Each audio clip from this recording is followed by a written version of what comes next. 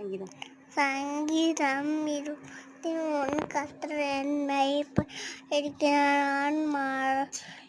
தாட்சாடையன் புல்லு உள்ள இடங்களில் வைத்து அம்மன் கொண்டு போய்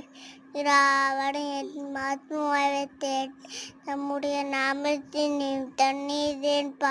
நடக்கிறார் நான் மரணம் பள்ளத்தாக்கிலே நடந்தான் பொல்லாவுக்கு பயப்பட தேவடு என்னோடு இருக்கிறவங்களும் தடி என்னை தற்றும் கத்தருக்கு